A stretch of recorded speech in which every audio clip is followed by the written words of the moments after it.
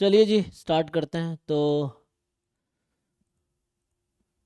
अभी हम लोग है ना लास्ट के कुछ क्लासों में, लास्ट के 2 क्लासेस में 2020 वाला हम लोग डिस्कस कर रहे हैं, पीएसए पार्ट है ना।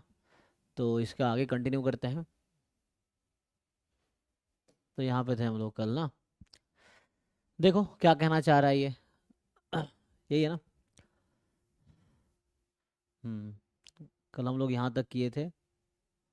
So each of the 100 laboratory rats, है ना, पढ़िए और ट्राई कीजिए। तो ये कह रहा है कि each of 100 laboratory rats has available plain water. अच्छा, each of 100 laboratory rats has available plain water and a mixture of water and caffeine in their cages. After 24 hours, 2 experiments were recorded for each rat. The amount of caffeine consumed X and the blood pressure Y. Blood based on data, the correlation coefficient between X and Y has found to be 0.428. ठीक है. So which of the following conclusions is justified on the basis of the study? Okay, so ठीक है. 100 rats are total.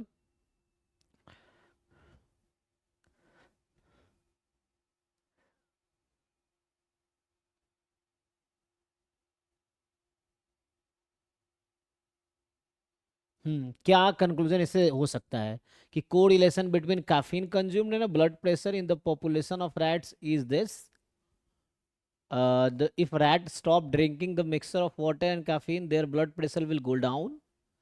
Rats will with low, ये तो simple question, मतलब आपको interpret करना है रिजल्ट को. Rats with low blood pressure do not consume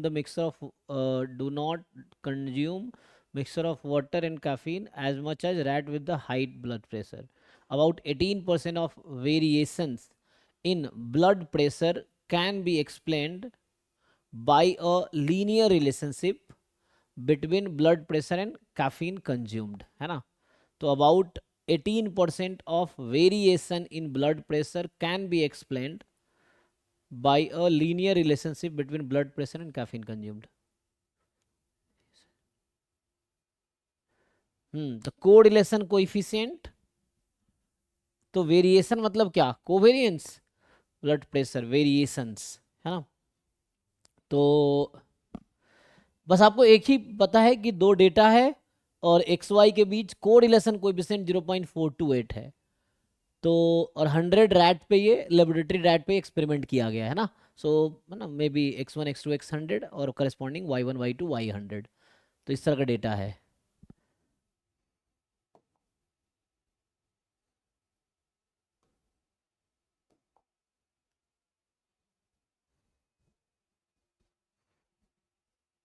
sir इसमें बी और सी तो पॉसिबल ही नहीं है, हम्म क्योंकि वो तो डायरेक्ट स्टेटमेंट है। हम्म तो ये वाली स्टेटमेंट्स तो ऐसे कंक्लूड कर ही नहीं सकते अपन, हम्म मतलब कोई सेंस ही नहीं बना रही है। हाँ, caffeine consume blood sir pressure. ये हम्म हम्म लीनियर रिग्रेशन का क्वेश्चन है। इसने कोरिलेशन कोएफिशिएंट दिया है तो. नहीं, ये बेसिक डेटा वाला क्वेश्चन है कि ये हाँ, डेटा डेटा है, इसमें से इंटरप्रिटेशन टाइप का हो गया. क्या। हाँ सर, इसका आंसर डी होगा, कैसे. क्योंकि सर बी और सी तो पहले ऑप्शन अपन ने एलिमिनेट ही कर दिए, हाँ. क्योंकि वो डायरेक्ट एक स्टेटमेंट कर रहे हैं और इस डेटा से अपन ऐसे डायरेक्टली स्टेटमेंट तो कंक्लूड कर नहीं सकते, है ना। हम्म और ए जो है अपना, तो बेसिकली सैंपल में से अपन ने पॉपुलेशन लिया है, तो उसकी वैल्यू कुछ तो डिफर करेगी, मतलब एग्जैक्टली ये वाली तो नहीं आएगी। हम्म मतलब ये पॉसिबल ही नहीं है कि अपन ने मतलब ऐसे सैंपल में से पॉपुलेशन निकाला तो इतना एक्यूरेट, बिल्कुल पॉइंट हाँ, वो वैसे क्योंकि ये डेटा है ना, तो डायरेक्ट पॉपुलेशन को यस इंटरप्रेट सर। नहीं करेगा फुल्ली.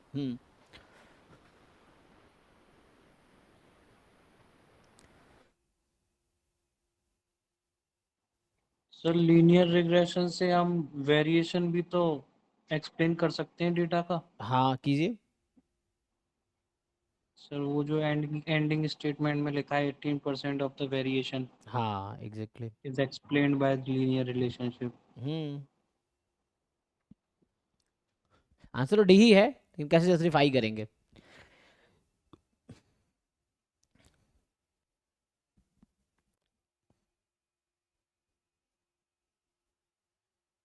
सर जो रेसिजुअल एरर होता है सर वही एक्सप्लेन करता है वेरिएशन डेटा का। हाँ, आर स्क्वायर कितना होता है? कोएफिशिएंट ऑफ डिटर्मिनेशन का आइडिया है आप लोगों को? What is relation between correlation coefficient? जैसे ये आर है कोरिलेशन कोएफिशिएंट यहाँ पे, है ना, डेटा का एक्स वाई का, तो ये है 0.428। एक होता है, ये बोला about 18% of variation in blood pressure can be explained by a linear relationship between blood pressure and caffeine consumed. हाँ, तो लीनियर रिलेशनशिप कह रहा है, मतलब वही सिंपल लीनियर रिग्रेशन टाइप का सोच सकते हैं एक्स वाई में। सो जो रिग्रेशन में है, तो अगर आपको कोरिलेशन कोएफिशिएंट पता है डेटा का, तो एक टर्म आता है कोएफिशिएंट ऑफ डिटर्मिनेशन, ऐसा कुछ आता है ना, तो इसका क्या फॉर्मूला है? Coefficient of determination. तो ये रिलेशनशिप को एक्सप्लेन करता है, जो बोला है ना, वेरिएशन को एक्सप्लेन करता है ये टर्म कोएफिशिएंट ऑफ डिटर्मिनेशन।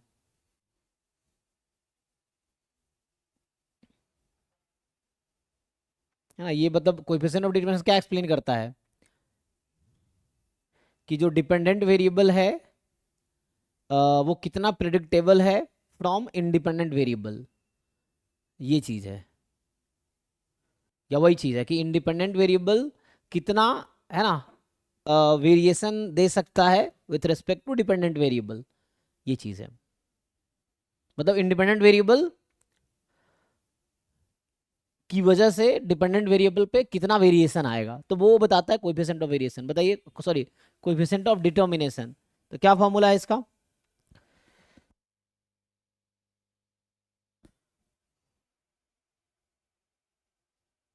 देखो भाई, बताओ, पता होगा आप लोगों को। Sir 1 minus S S of residual upon S S of total. Okay. Sir मतलब आर स्क्वायर ये बता रहा है ना जो हम डेटा से नहीं बता पाए। हाँ, तो डेटा तो नहीं पता ना हमें, तो एग्जैक्ट डेटा तो पता ही नहीं हमें। मतलब यहाँ से तो हम बस कोरिलेशन को भी, इसका आर स्क्वायर फॉर्मूला होता है ना, ये आर स्क्वायर कितना आएगा, इसका स्क्वायर करो, ये 18% अप्रॉक्स आएगा शायद। देखो, तो मुझे इस क्वेश्चन देख के ये आइडिया लग रहा है कि ये कोएफिशिएंट ऑफ डिटर्मिनेशन का कहीं ना कहीं आई थिंक रिलेशन है। यस सर 18% के आसपास आ है रहा ना? है। तो जिन्होंने क्वेश्चन बनाए हैं ना, उन्होंने इसी पे बनाए हैं कि जो कोएफिशिएंट ऑफ डिटर्मिनेशन है उसका क्या इंटरप्रिटेशन हो सकता है, तो उस पे बेस पे उन्होंने ट्राई किया है कि इंटरप्रिटेशन क्या है। सो क्या मतलब है कोएफिशिएंट ऑफ डिटर्मिनेशन का? सर मतलब कोफिशिएंट ऑफ डिटरमिनेशन वो बताता है ना जो हमारा सिंपल लीनियर रिग्रेशन मॉडल जो एरर नहीं बता पाया हम्म। वो एरर बताता है ना। तो यहाँ तो वही पूछना चाह रहा है, देखो इसमें पूछना क्या चाह रहा है कि about 18% of variation in blood pressure से, लेट से ब्लड प्रेशर हमारा क्या है, वाई है ना, तो डिपेंडेंट वेरिएबल एक्स को हम इंडिपेंडेंट लेते हैं। So about 18% of variation in Y can be explained by linear relationship between the blood pressure and the caffeine consumed, है ना। मतलब ऑप्शन देख के यही आइडिया लग रहा है, इससे क्लोज भी तो पहुंच रहे हैं ना, ये चीज है। बाकी अब देखो,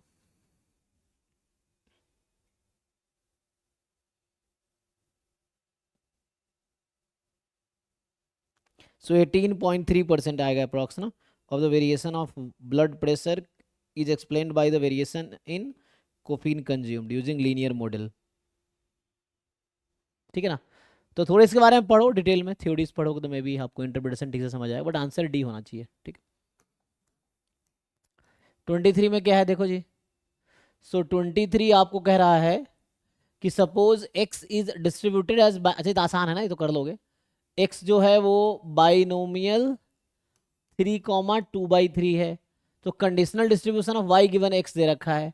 सो y गिवन x जो है वो है normal x comma x square plus 1, then variance of y, तो फॉर्मूला आता है ना डबल एक्सपेक्टेशन वाला, वेरिएंस ऑफ y का फॉर्मूला क्या था उसने के टर्म में, variance of expectation of y given x plus expectation of variance of y given x, इसको लगा लो इजीली आंसर आ जाएगा, है ना।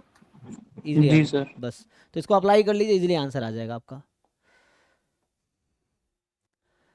नेक्स्ट जो है कि suppose x and y are independent observations from normal 0 1, ठीक है। तो मतलब कहने का मतलब यहाँ पे हो गया कि एक्स वाई जो है आईआईडी है नॉर्मल 0 1, ठीक। For T more than 0 G T आपको दे रखा है। अच्छा, तो जी टी है कि X minus Y modulus more than T given X plus Y more than T, then G strictly increasing function है, स्ट्रिक्टली डिक्रीजिंग है, कांस्टेंट है, मोनोटोन नहीं है, ठीक है। सो ये चीज़ हो जाएगा, है ना, बताइए।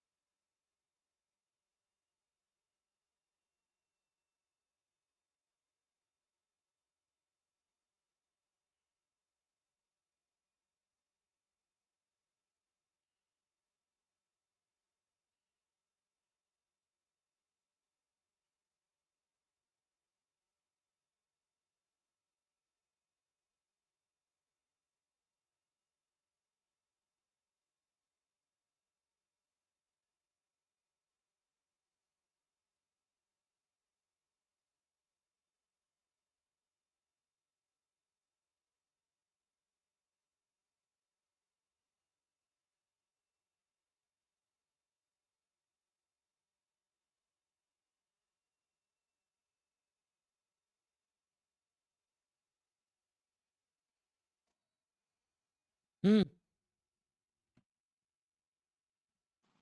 Yes sir. करवा लो, इजी, मुश्किल है, हो जाएगा। हो जाएगा सर। डिस्ट्रीब्यूशन बनाना पड़ेगा बस, और एक्स माइनस वाई और एक्स प्लस वाई का इंडिपेंडेंस देखना पड़ेगा। Normal 0 2 x plus y normal 0 2 independent तो है ही, क्योंकि कोवेरियंस एक्स वाई के बीच एक्स इसके बाद ये 0 आएगा, ये दोनों इंडिपेंडेंट है, ठीक है ना। तो इंडिपेंडेंट है तो ये दिया हुआ इससे कोई मतलब ही नहीं है। अब वो पता है ना, नॉर्मल वही फेनोलिक सिचुएशन है, जी सर। तो इसके बीच का अगर आप कोवेरियंस निकालोगे x plus y and x minus Y का, तो ये 0 आएगा, क्योंकि एक्स वाई ऑलरेडी आईआईडी था और ये दोनों का कोवेरियंस 0 है। तो ये भी मतलब यहाँ x y bivariate normal, ऐसा समझो, बाई वेरिएट नॉर्मल हो जाएगा, तो ये भी बाई वेरिएट नॉर्मल बनाएगा, तो इंडिपेंडेंट है। तो ये g t is something like probability mod x minus y more than t only. Given क्या है उससे कोई फर्क नहीं पड़ता, बिकॉज जो गिवन है वो इंडिपेंडेंट है। Probability of e given f is probability of e only when e n f I independent. तो गिवन हटा दो, अब इसको चेक कर लो, ठीक है। अब इसको जेड में कन्वर्ट कर लोगे, जेड में कर सकते हैं ना कन्वर्ट। तो probability yes sir. X minus y, इसको √2 से डिवाइड कर दो, सो टी बाई √2, अब ये जेड हो गया, तो Z more than T by √2। तो इसका मतलब है सर कि मॉड भी है। हाँ हाँ मॉड है, ओके मॉड था, हाँ तो इसको खोलो जरा, तो इसको मॉड खोल लो, तो बेटर है 1 माइनस ये वाला पार्ट है ना, देखो यहीं से पता चल जाएगा, ये t/√2 है, तो ये वाला पार्ट एंड ये वाला पार्ट माइनस t/√2 है, ठीक। तो अब बताओ t की वैल्यू जब बढ़ाओगे तो ये जो शेडेड रीजन है वो बढ़ेगी घटेगी, बस आपको इतना ही देखना डिक्रीज। है ना। जैसे अभी यहाँ पे है, अब t की वैल्यू हम बढ़ा दे तो ये राइट शिफ्ट हो जाएगी, so when we increase t तो ये इधर आ जाएगा और ये फिर इतना इधर आ जाएगा, तो ये एरिया हो जाएगा। So when we increase t probability decreases, तो स्ट्रिक्टली डिक्रीजिंग हो गया। देख लीजिए जी, या मैथमेटिकल भी कर सकते हो, ग्राफ से भी दिख रहा है कि ये किसको रिप्रेजेंट कर रहा है, इस शेडेड रीजन को। तो जैसे टी को आगे बढ़ाएंगे और ये सिमेट्रिक है तो उतनी प्रोबेबिलिटी घटती चली जाएगी। और वैसे भी नेगेटिव है जो मैं लिख रहा था, इसको ब्रेक करके फाई के टर्म में ले आओ तब भी दिख जाएगा आपको। ओके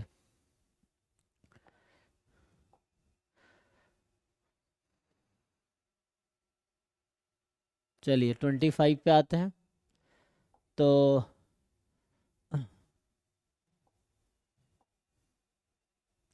क्या कह रहा है, x1 x2 xn भी IID नॉर्मल 1 सिग्मा स्क्वायर है, okay. And sigma square hat जो है MLE है सिग्मा स्क्वायर का, आई थिंक ये तो आप जानते हैं। सो x1 x2 xn normal 1 sigma square है।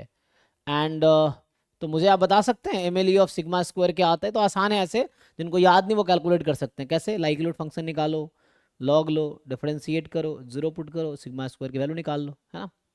या पहले सिग्मा का MLE निकाल लो, सिग्मा के रेस्पेक्ट में डिफरेंशिएट करके सिग्मा का वैल्यू निकाल लो, तो सिग्मा का MLE होगा। इनवेरियंस प्रॉपर्टी कहती है कि T is MLE of theta then GT is MLE of G theta for any G, तो सिग्मा स्क्वायर का MLE आ जाएगा। तो आएगा क्या, आइडिया है आप लोगों को इसमें क्या आएगा। Sir 1/n summation xi minus x बार का होल स्क्वायर। तो यहाँ एक्स बार तो है ही नहीं, 1 है। यहाँ मीन तो नोन है ना, मीन नोन है, ये जी MLE आएगा आपका, ठीक है। यहाँ म्यू 1 है ना, म्यू नोन है। एक्स बार तब होता है ना जब म्यू अननोन हो, जैसे आप जो बता रहे हो नॉर्मल म्यू सिग्मा स्क्वायर का बता रहे हैं, जब म्यू अननोन हो। यहाँ म्यू नोन है तो म्यू आएगा आंसर में, तो ये MLE आएगा। अच्छा तो ये तो गलत है, मतलब ये एक्स बार तो यूज होगा ही नहीं यहाँ पे। एक्स बार म्यू के प्लेस पे तभी रखना है जब म्यू अननोन हो। यहाँ म्यू तो खुद 1 है, तो आपको पता है आप किसका एस्टिमेटर निकालते हो आप लोग, अननोन क्वांटिटी का ना। अननोन। यहाँ म्यू का एस्टिमेटर निकालने का कोई नीड ही नहीं है यहाँ पे, तो है ना, क्योंकि म्यू तो नोन है ऑलरेडी। तो ये आंसर तो ऐसे ही गलत है ना। ये जो कह रहा है सिग्मा स्क्वायर, ये पहला दूसरा तो ऐसे ही आउट हो गया because of X bar, X bar की वजह से ऐसे ही आउट हो गया, क्योंकि म्यू नोन है तो आंसर म्यू के टर्म में आएगा। अब CD में से कोई एक करेक्ट होगा, आई थिंक ये अनबायस्ड है नहीं तो ये अनबायस्ड हो जाएगा। अच्छा ये अगर यहाँ एक्सपेक्टेशन आप निकालोगे तो यहाँ से आपको आइडिया तो है ही, तो xi minus 1 upon sigma is normal 0 1, तो xi minus 1 whole square upon sigma square is, अच्छा चलो समेशन लगा दो, आई ना काई स्क्वायर 1 स्क्वायर कर देंगे तो काई स्क्वायर 1 हो जाएगा, स्तंभ लगा दिए तो काई स्क्वायर n हो जाएगा, ठीक। 1 है। एक्स बार की वजह से पता क्या दिक्कत आती है आपको पता होगा, काई स्क्वायर n माइनस 1 हो जाता है। एक्स बार नहीं तो काई स्क्वायर n है, तो काई स्क्वायर n दोनों तरफ लगा दो एक्सपेक्टेशन।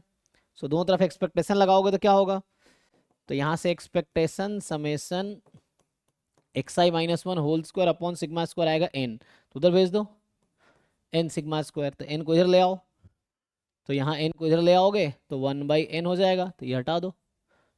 तो ये एक तो क्या बोलते हैं MLE भी है और अनबायस्ड भी है, चेक करो एक बारी तुम लोग।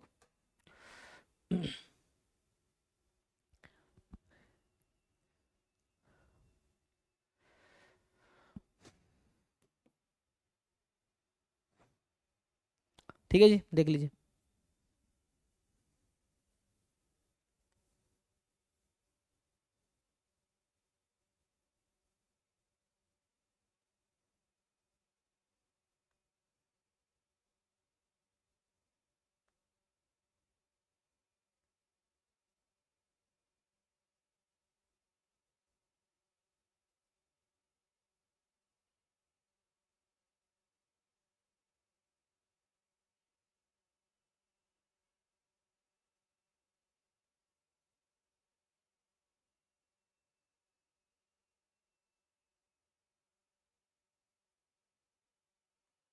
डन जी।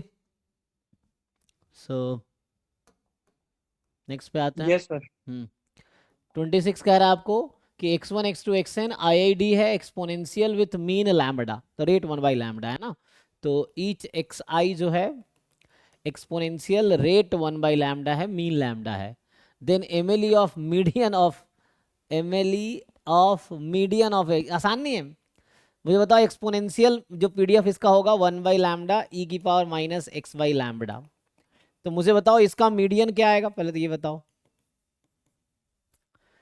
और फिर इसका एमएलई क्या आएगा, एमएलई ऑफ लैम्बडा क्या आएगा, मैं सिर्फ लैम्बडा का एमएलई पूछ रहा हूँ, तो इसमें हम लैम्बडा का एमएलई निकालेंगे तो कितना मिलेगा। सर एक्स बार। सो यहाँ मीन लैम्बडा है तो यहाँ एक्स बार आएगा, अगर मीन, अगर 1/लैम्बडा होता तो क्या आता, 1/x बार एमएलई, है ना, एक बार चेक सर करना। उसका कोई रिजल्ट है? हाँ रिजल्ट है सर, जब लैम्डा होता है, मतलब मीन 1/लैम्डा होता है तो उसका कुछ और आता है। एमएलई, एमएलई क्या आएगा, 1/x बार आएगा, चेक करो। हाँ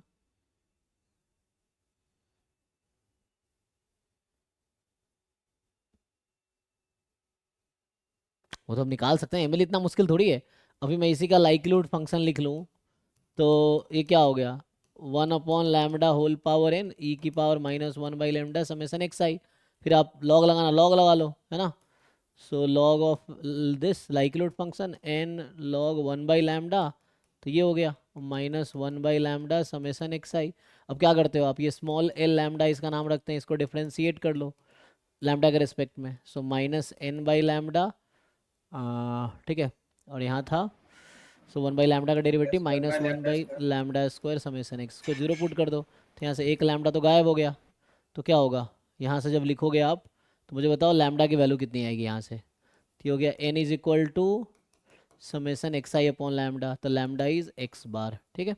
अब देखो डिफरेंस क्या आता, अगर दूसरा वाला पीडीएफ होता लैम्बडा ई की पावर माइनस लैम्बडा एक्स, तो कहाँ डिफरेंस आता, यहाँ पे एक तो आता n log लैम्बडा प्लस में आता, और यहाँ लैम्बडा टाइम्स आता, तो उस केस में क्या आता,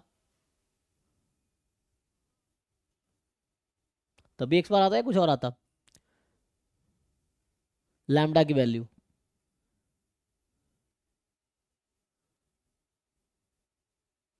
तो उस केस में जो यहाँ से बनता n log लैम्बडा, सो n/लैम्बडा, और यहाँ आता माइनस समेसन एक्स आई जीरो, तो लैम्बडा n अपॉन एक्स बार, n अपॉन समेसन एक्स आई मतलब 1/x बार आता, ठीक है। तो इस पीडीएफ में जो लैम्बडा का एमएलई है, एमएलई ऑफ लैम्बडा जो है वो 1/x बार होगा इस पीडीएफ में, और इस पीडीएफ में जो एमएलई है वो लैम्बडा, क्योंकि यहाँ पे लैम्बडा जो है वो रेट है ना, यहाँ पे लैम्बडा मीन है, तो जब मीन है तो एक्स बार आएगा, जब रेट है तो 1/x बार, एनीवे तो हम आते हैं। अब मीडियन का फॉर्मूला पता है, मीडियन या तो आपको याद होगा, याद नहीं है तो सीडीएफ निकालो, सीडीएफ को हाफ के इक्वल रखो और एक्स की वैल्यू निकाल लो तो मीडियन हो जाएगी। Lambda ln2।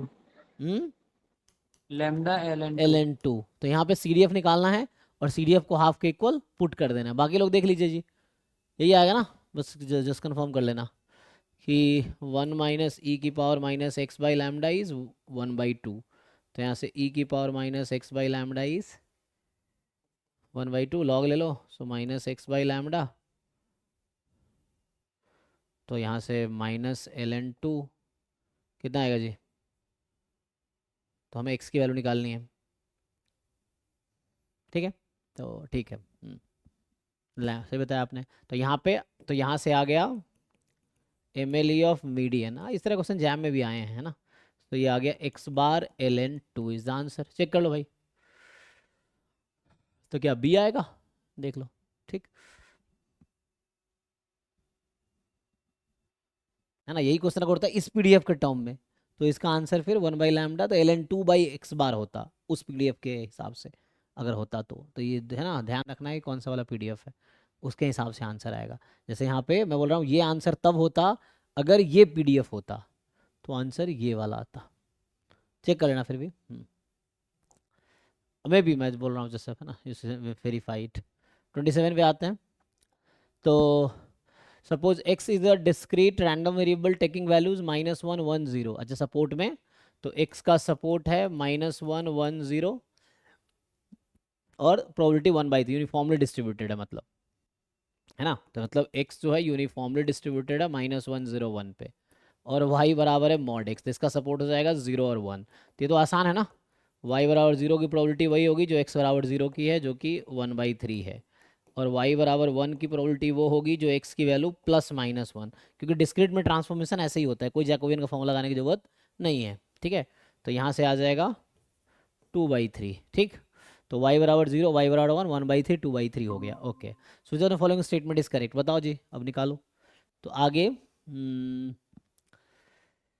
Correlation between x and y, joint भी निकाल सकते हो। तो ज्वाइंट कैसे निकलेगा, x का सपोर्ट है, जैसे क्या लिखते हैं x और y, तो x का सपोर्ट है 0, क्या लिखो ऐसा, चलो 0 1 -1, और y का सपोर्ट है 0 और जस्ट 1।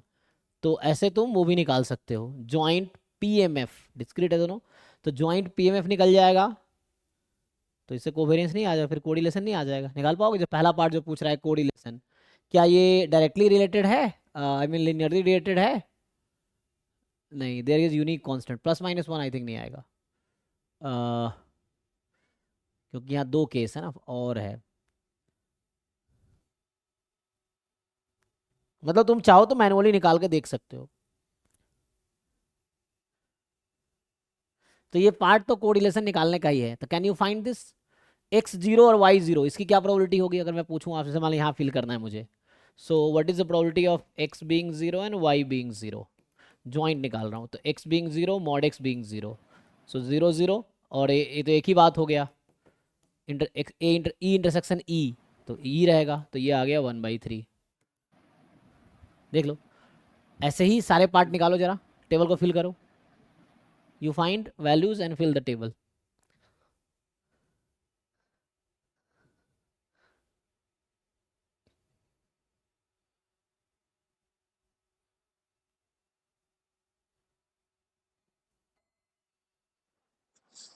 सर x के 1/3 है, हाँ, तीनों 1/3। जैसे x0 y1 तो क्या होगा, 0। 0, क्योंकि y1 का मतलब mod x1, mod x1 x plus minus 1, intersection 5 हो जाएगा। x1 y0, 1/3। x1 और y0, तो x1 का मतलब है x1, और यहाँ यहाँ पूछ रहा हूँ x को 1 रखना है, y को 0, तो y मतलब मॉड x, तो मॉड x0 मतलब x0, तो x1 x0 का इंटरसेक्शन एम्प्टी होगा, ये बीच में इंटरसेक्शन है ना, तो ये भी 0 आएगा।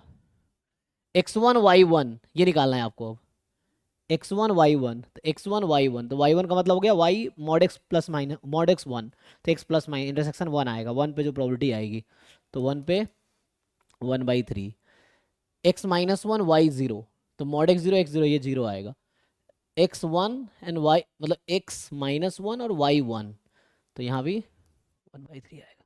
ये ज्वाइंट पीएमएफ आ गया दोनों का, ठीक है, एक्स वाई का। कुछ क्वेरी है तो बताइए, देख लीजिए, ऐसे ही निकालेंगे हर बार, एक मैं करके दिखाऊँ ऐसे ही सारे आ जाएंगे, एक एक करके लिखेंगे आप तो समझ आएगा। y को मॉड x लिखना है, y को मॉड x लिखना है, फिर देखना है दोनों का इंटरसेक्शन क्या है, ये कॉमा मतलब इंटरसेक्शन। अब मुझे बताइए यहाँ से, क्या आप यहाँ से निकाल सकते हैं e of x into y, ये निकालना आता है ना,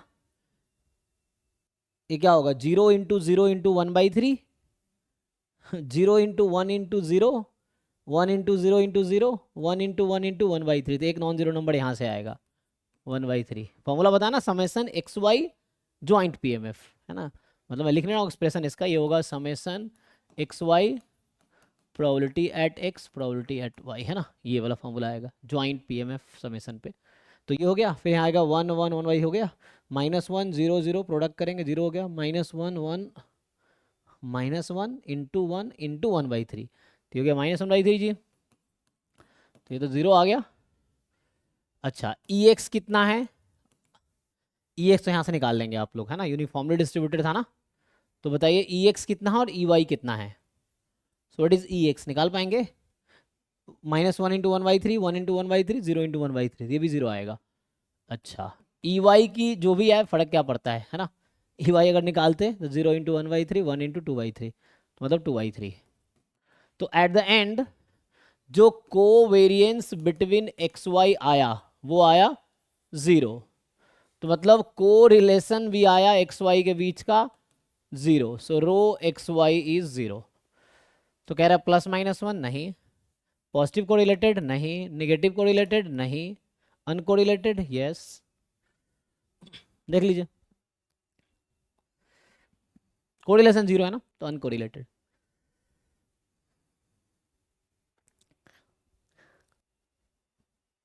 ठीक है, तो ये बेसिक डिस्क्रीट का क्वेश्चन था। Yes sir.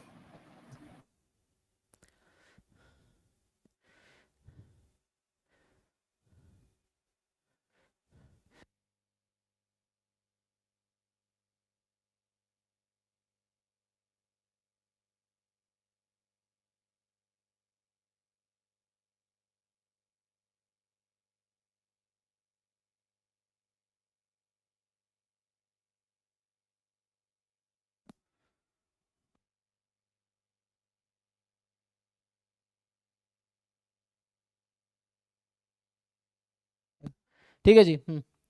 तो 28।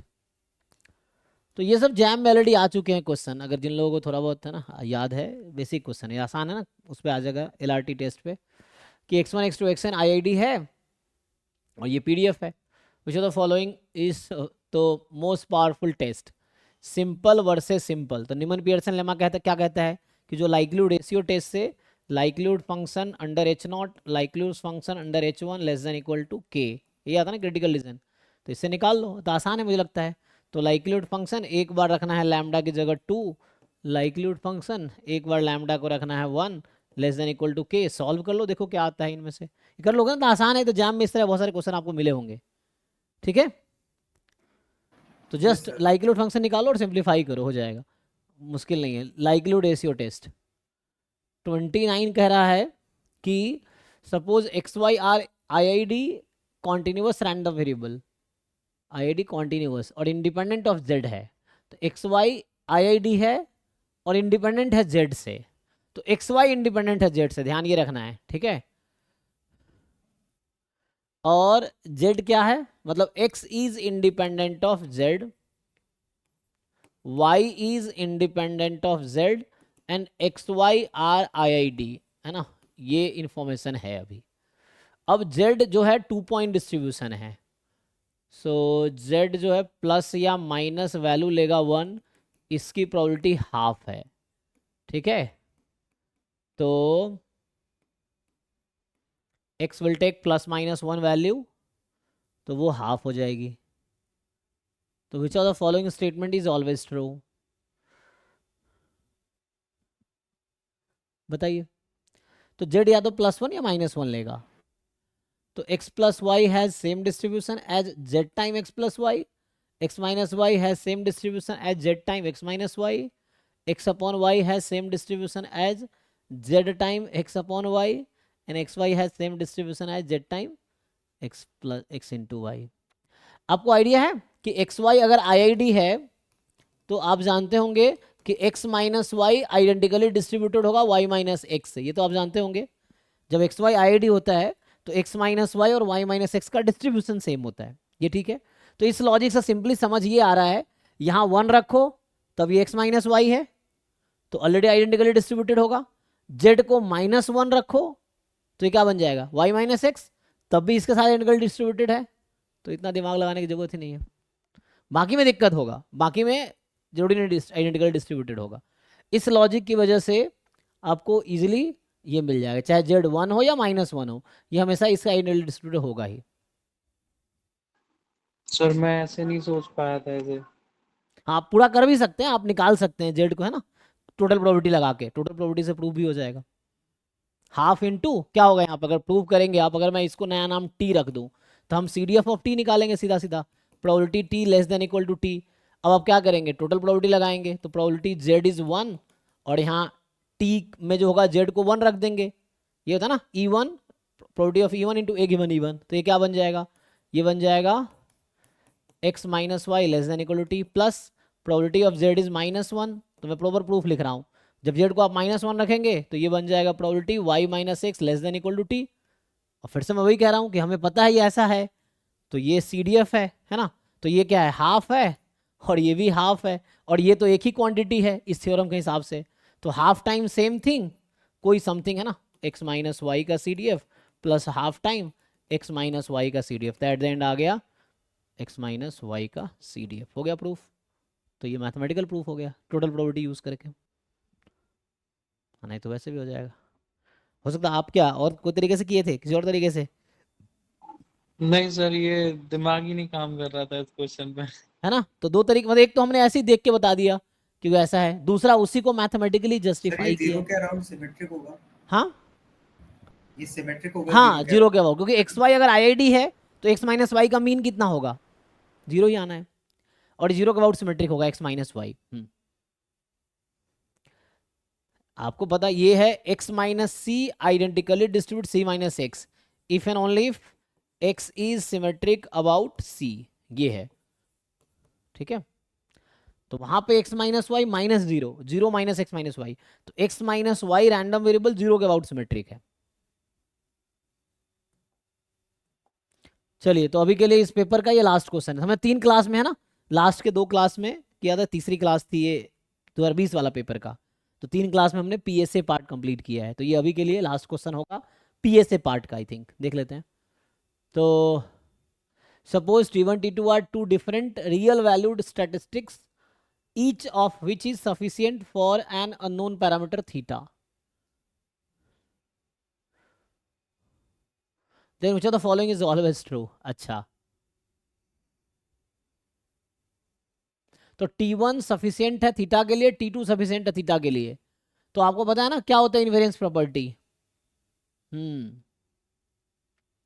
तो इनमें से कौन सा सफिशियंट होगा थीटा के लिए, T1 plus T2, maximum of T1 T2, या मिनिमम ऑफ T1 T2, या T1 T2 jointly.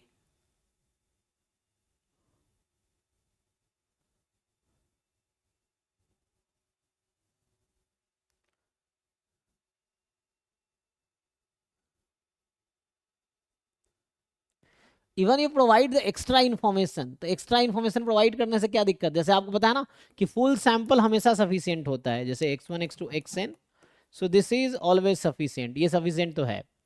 And similarly जैसे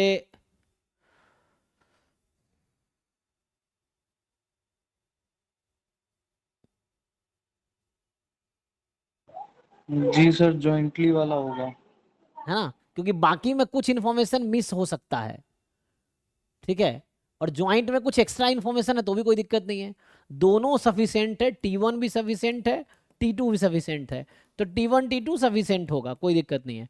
और अगर एक दूसरे का फंक्शन हुआ तो सेम ही हो जाएगा ना, डिफरेंट है बट है ना, मे बी अगर इनमें से कोई एक मिनिमल सफिशियंट होगा तो फंक्शन ही हो जाएगा। ये इसमें सिंपल दिख रहा है कि ये श्योरली होगा, बाकी बाकी जो है मे नॉट बी, है ना, T1 plus T2 may not be sufficient.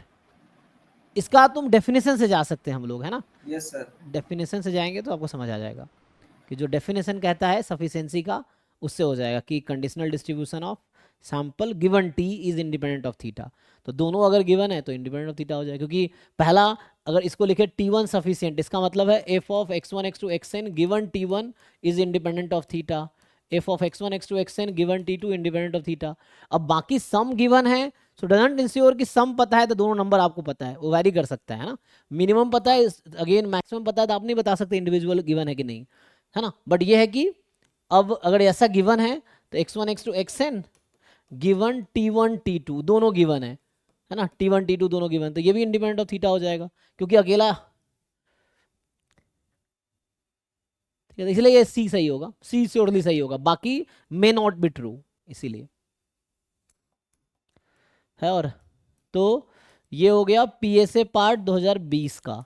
अब कल जो क्लास होगी, सो अगर कल क्लास हुई तो, अदरवाइज है ना, आजकल क्या हो रहा है ना, मैं वीकेंड पे घर चला जा रहा हूँ, तो मतलब इस तरह क्लासेस का लोड कम है, तो सैटरडे संडे में घर पे रहता हूँ, तो इसमें है कि अगर कल क्लास होती है, कल अगर नहीं जाऊँगा घर तो, क्योंकि घर यहाँ पास भी है ना, तो इसलिए, तो यहाँ से हम स्टार्ट करेंगे नेक्स्ट क्लास में, जब भी कल या मंडे जो भी होगी, तो PSB 2020 का स्टार्ट करेंगे, जब तक बाकी आप बैठ के पूरा कंप्लीट करो। तो अभी हमने 24 23 22 है ना, 21 20 कर रहे हैं हम लोग, तो इस तरह सॉल्व किए हैं। तो ये हम नेक्स्ट क्लास में स्टार्ट करेंगे, आप सॉल्व करके आइए। ठीक है जी, और सर कुछ पूछना है? सर 2021 सबसे हार्ड था अच्छा, PSA। हाँ हाँ, वो थोड़ा डिफिकल्ट था। अब 20 वाला इजी था, ये सबसे आसान अभी तक ये लगा है। सबसे अजीब था सर, मतलब ऐसे न्यूमेरिकल ही थे इसमें सारे, और न्यूमेरिकल पूछते नहीं, मतलब हम्म बाकी जितने भी पेपर है उसमें मतलब ये थोड़ा न्यूमेरिकल इजी बहुत था, कम। जैम जैसा पेपर लग रहा था। हाँ सर, जैम गेट जैसा था। जैम गेट जैसा एग्जाम का जो जैसा क्वेश्चंस आते हैं वैसे ही क्वेश्चंस यहाँ इन्होंने डाले थे, तो ये इजी बनाए सर थे, तो फिर बाकी थोड़े 2000 कॉम्प्लिकेटेड। सर 2021 वाले में कट ऑफ भी कम गई होगी। हाँ एग्जैक्टली, क्योंकि कट ऑफ, हाँ मतलब कट ऑफ तो मार्क्स तो कम ही जाएंगे, क्योंकि होता क्या, ओवरऑल जो बच्चा स्कोर कर पाएगा उस पर डिपेंड करेगा ना कट ऑफ। जैसे एग्जांपल के लिए ISI में मुझे लगता है 500 या 1000 बच्चे, मैक्सिमम 1000 बच्चे एग्जाम देते होंगे, उससे ज़्यादा नहीं देते होंगे, 1000 बच्चे बहुत हो गए मुझे लगता है। क्योंकि है ना, जैम में 2800 बच्चे जैसे देते हैं, तो ISI के लिए बहुत कम ही बच्चा सोचता है ना। तो उसका भी मुझे लगता है उसका 10 20 30% लगा लो, है ना। तो मैक्सिमम मतलब जो भी होगा 1000 बच्चा होगा।